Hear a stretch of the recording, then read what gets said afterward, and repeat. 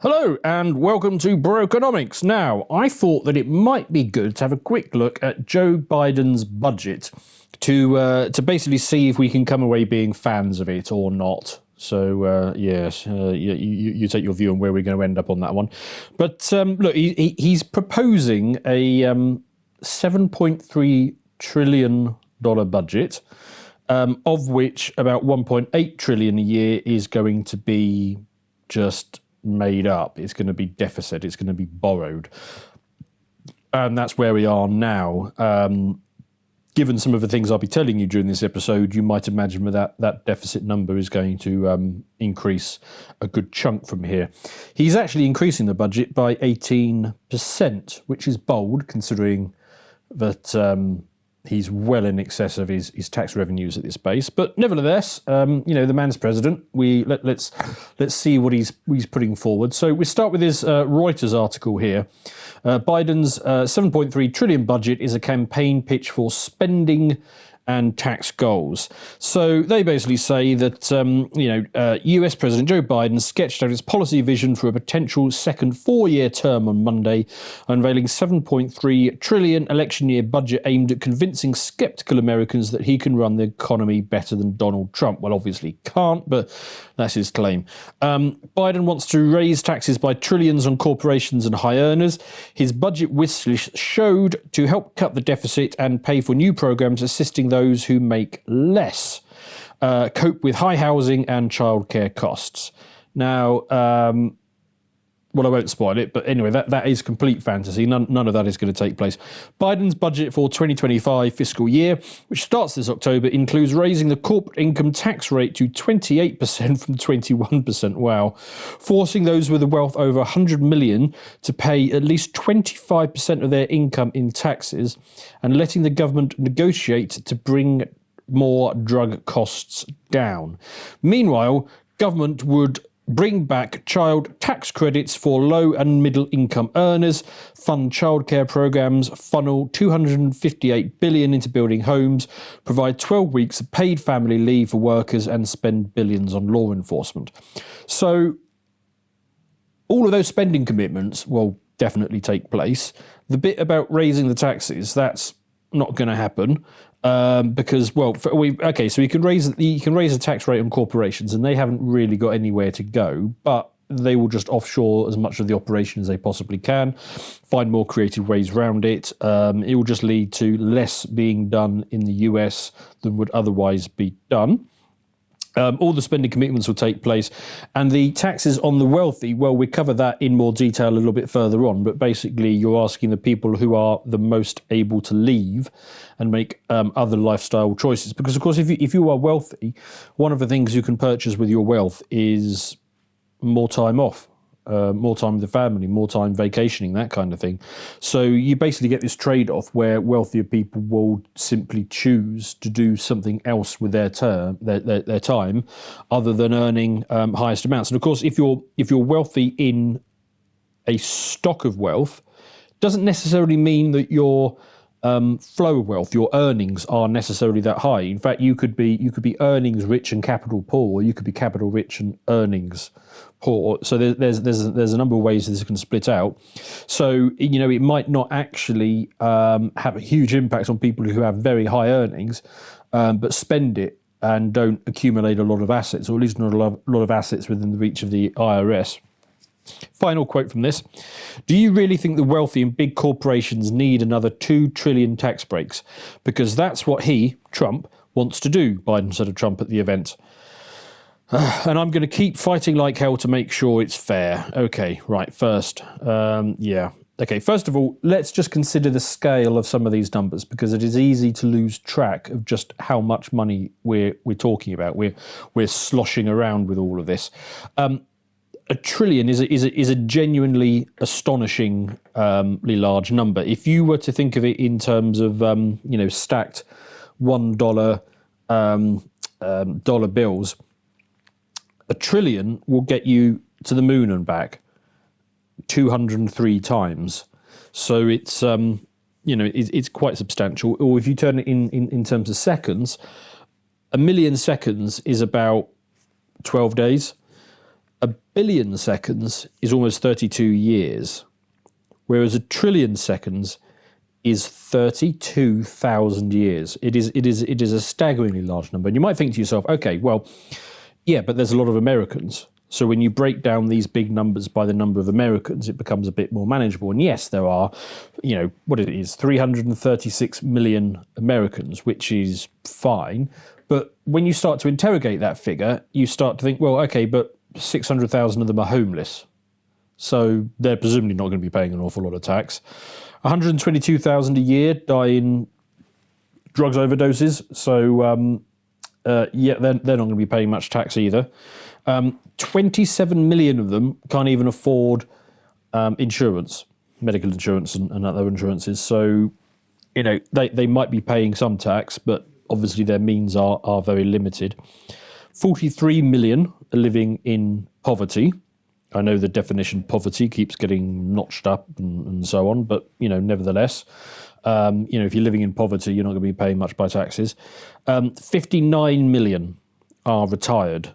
So, they can still pay taxes, certainly, but their prime tax-paying days are very much behind them at that stage.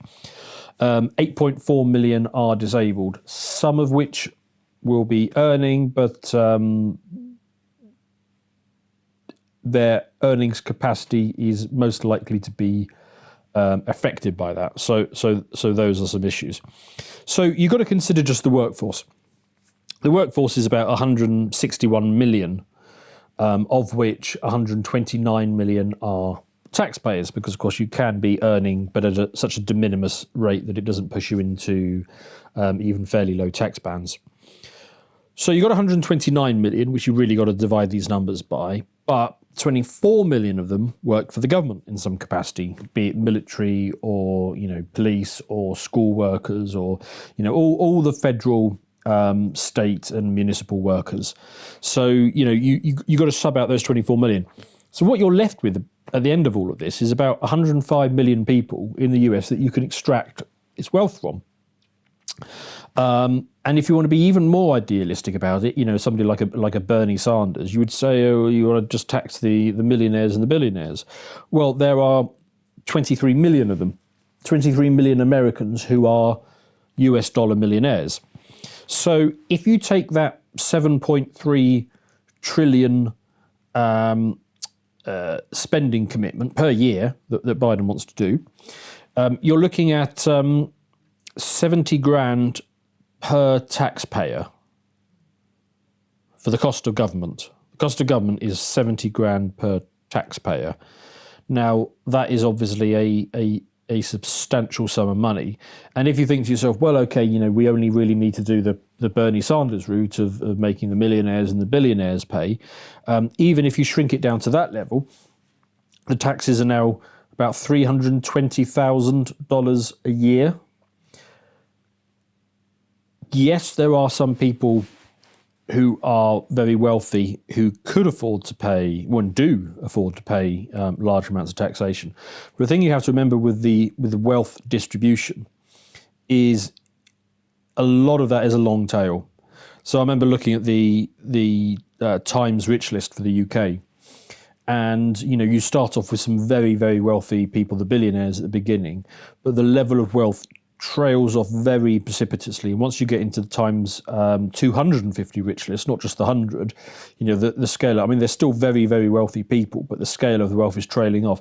And actually, of those 23 million US dollar millionaires, you'll find that the long tail comprises the vast, vast majority of that. And it'll be people who have just over $1 million or a couple of million. A lot of that will be tied up in capital like stocks or homes or other assets, or personal level assets. So if you start even putting the tax burden primarily on those people, a lot of them aren't, well, it depends. There was a time when you would have said somebody who was a millionaire was rich. I don't know if you can necessarily still make that claim, even if for the people who are just literally, over $1 million or 1 or 2 million. I don't know if you can necessarily call them rich, but there's certainly people who have the means to move if they so wish. So if you start going after them aggressively, you're going to see the already high number of people who are giving up their US citizenship increase even more, and they just go and find somewhere else to stay. So, of course, they can't actually fund this level of government through taxation. It's just not feasible. So instead, they are, of course, going to have to do it through again more debt, more deficit. Basically let's not beat around the bush. This money is just going to be printed into existence in one form or another. It's worth touching on what's happened to spending, though, because it is the spending is the problem. So let's take the big line items. The big line items are things like Social Security. You look at the way that has risen. So let's get some data points. 2005, 2015, and 2025. So we're taking 10-year slices in this. Social Security used to be about $500 million in 2005. Then by 2015, that had jumped to 0.9 0.9 trillion. And by 2025, you're going to be looking at about 1.5 trillion. So a substantial cut of that overall budget is going in Social Security. The story of Medicare and Medicaid is basically the same thing. So it was $500 billion, jumped up to 0.9 trillion, is going to jump to about 1.5 trillion. So those two items alone, and they're just straight up redistribution of wealth from people who have more to people who have less, or people who have money printers to people who don't have much but need to vote Democrat. So, those are two massive, and those are the two big chunks, which comes on a bit later. We'll be talking about, what's the practicality of cutting any of this? Incredibly difficult, because are you going to take away these sort of entitlement programs from people when they come to rely on it, and they most certainly rely on it in order to not vote against you? The next big line item I should mention is defence. Started off, about 400 billion, jumped to 600 billion in 2015, and we're now at, on the budget anyway, of about 0.9 trillion, so 900 billion. Those numbers are certainly disputed because there's other spending that you could get in there. RFK makes the point that he thinks the total military spending is sort of north of 1.4 trillion. Point is, it's a large number. The other thing that you need to highlight with this, which used to be a fairly negligible line item on the budget, was the interest on the debt. So going back to 2005, you're looking at 178 billion to service the debt that the US had. So 178 billion is not to be sniffed at, but it's perfectly manageable for an economy such as the United States. By 2015, that had jumped to 250 billion. So again, no small sum, but perfectly manageable for a country the size of the US.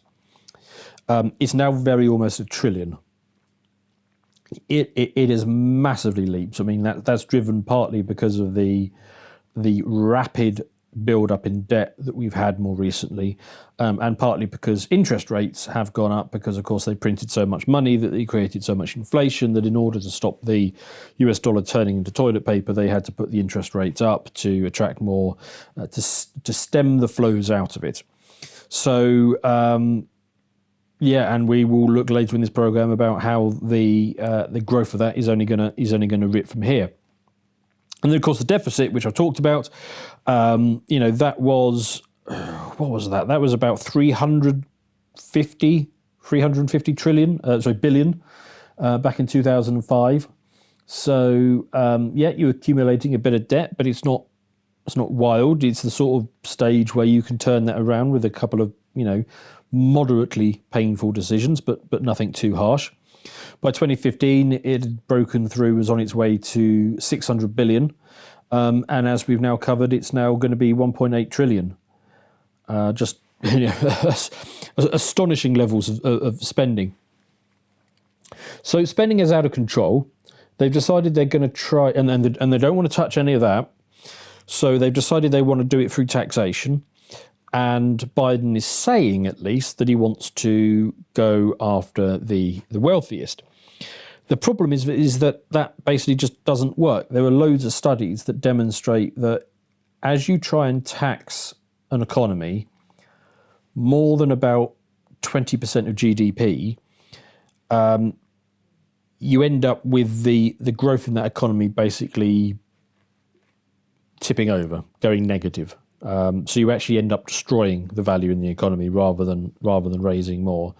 So studies like this one from the Manhattan Institute, the limits of taxing the rich. I mean, it's in the show notes, so do go and have a peruse through that if you'd like to.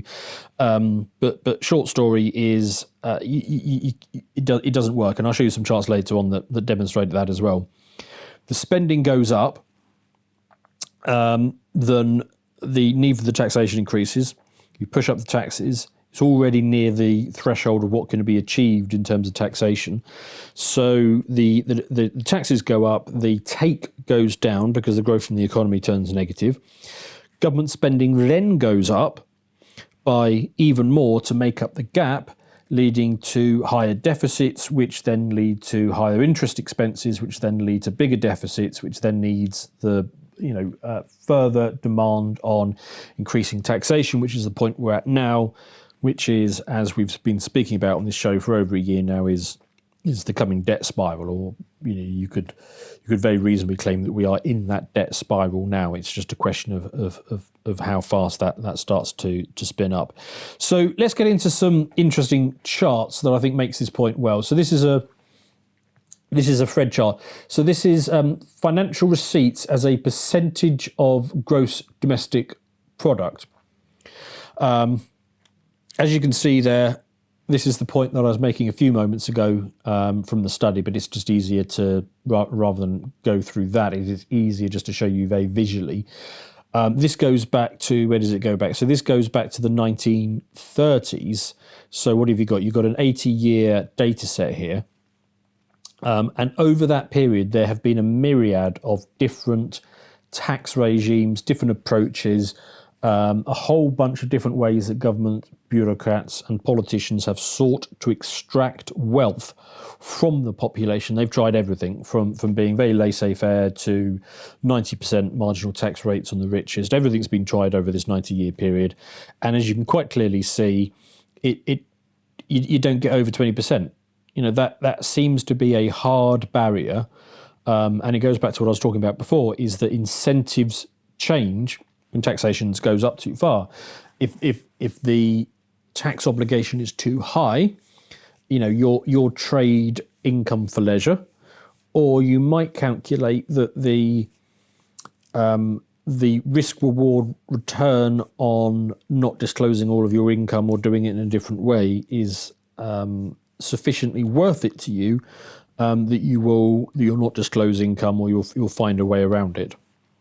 So, I mean, however it ends up being there, you can't argue with a 90-year data set like this that clearly demonstrates that you're not getting above 20% of tax, no matter how much you want to, no matter how willing you are to punish the wealthy, you're not getting above that level. So, I mean, the logical conclusion from looking at a chart like this would be, okay, well, if tax take can't get above 20%, why do we ever let spending get above 20% of GDP? We should just hard code this in. It could almost be a constitutional amendment that you can't, that the government can't spend more than 20% of GDP, because you're just not going to get above that level of taxation, and that's entirely clear from here. So let's have a look at the next one. Yeah, so this is how much the government is spending as a percentage of GDP. So basically the same thing, but the other side from the spending point of view. And as you can see here, let's have a look. So that line across there is the 20% line. It was comfortably below it in the pre-war period, as it should be. During the war, it spiked up to a massive 40%, but I mean, fair enough, there was a war on. came back down below, and then you sort of then consistently sit below that 20% quite sensibly because they were not running massive deficits there. And as you get into more modern eras, especially after 2008 and the GFC, spending now sits proudly above that 20% line, goes up to 24% in 2009, and basically then stays there. It then doesn't cross that 20% line again. COVID, another remarkable own goal for Western economies. Spending as a percentage of GDP then goes to 30%, and it's come off a bit, but again, we show no indication of going below that 20% bound, which is the actual realistic rate that an economy could support. And while we're on charts, I think we'll also have a look at this one. So this is all employees of government, and you can see where the money's going. So what is this here? This one goes back to the 1940s, so you've got an 80-year data set on this one.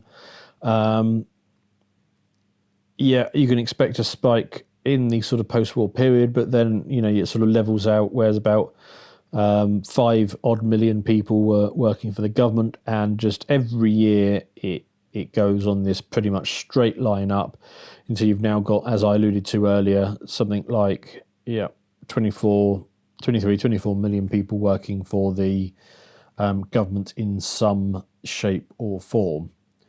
So you're getting increased dependency on government jobs.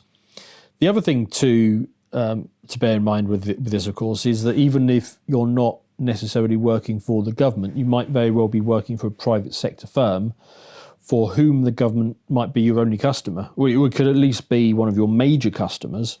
So to what degree can it be said that the employees are limited to 24 million? And that might actually, in all practical terms, it might be significantly higher than that. So, I don't know what that number is, but the point is that the state has become this giant sucking leech, consuming the lifeblood of everything within its boundaries. So where I'm going with all of this is that, as we talked about many times, economic gravity is going to have to reassert itself. We've discussed that lots. We've broken into why that is, but I just thought this budget was such a good case study on, everything that we've talked about in action. This continues to be the case now. It's continuing to happen. This party is going to stop sooner or later. It really already is, through slower growth and higher inflation. Everybody is getting squeezed. Most people are then getting pretty pissed off with their employers for not matching their salaries to inflation levels. It's probably not your employer that's the problem. It's probably the state and it's stealing. The government is very effective at stealing, especially when it can steal the money literally out of your wallet by printing money elsewhere and devaluing the money that is in your wallet. As thefts go, that's pretty smart. To watch the full video, please become a premium member at lotuseaters.com.